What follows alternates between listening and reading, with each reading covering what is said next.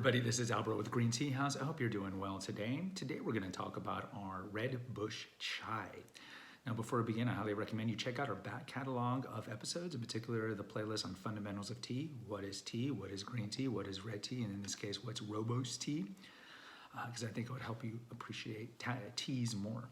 All right, so this is kind of a follow-up, especially if you're watching these in chronological order of the previous episode we did on Rooibos tea, otherwise known as Rooibos tea, otherwise known as red tea, otherwise known as red bush tea, and it has a lot of variant names.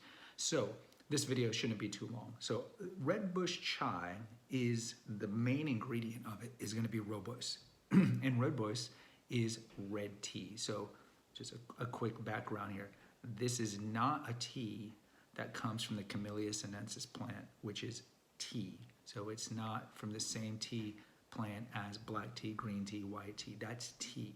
So even though sometimes Rooibos is called red tea, and since it has a colored name in it, sometimes people will think that it comes from that plant, the tea plant. This is not. It comes from shrubs, the Aspalanthus shrubs from southern Africa.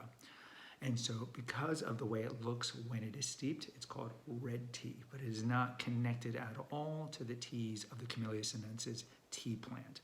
So red tea or Rooibos tea, it does have some variants like honeybush. Honeybush is another herbal that comes from South Africa, but Rooibos has a very unique flavor to it. It has a naturally kind of earthy cinnamon flavor.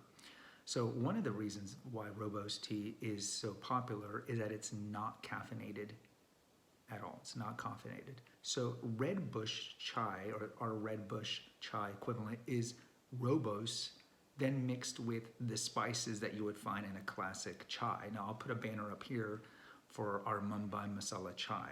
So chai tea, as we call it here in America, is really black tea mixed with cardamom, cinnamon, and some other spices. Now that's from India, but in India they wouldn't call it chai tea because chai is the Indian word for tea, so they're not going to call it tea. Over there they call the other collection of those types of teas with cinnamon, cardamom, and cloves as masala. The masala or spice. Masala means spice. So let's not get it confusing. So for American audiences, a Rooibos-based chai is going to be a tea that mimics the chai tea, the black tea with cinnamon, cardamom, and so forth, but has no caffeine.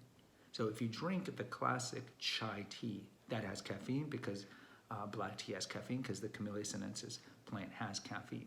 So the red bush chai that we offer here is a non-caffeinated tea drink that tastes like a caffeinated chai.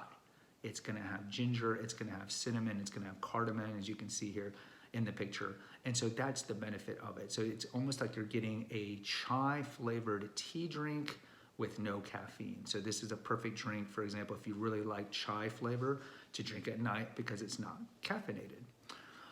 The liqueur, well, since it's a Rooibos tea, it's going to have a kind of a reddish tinge to it.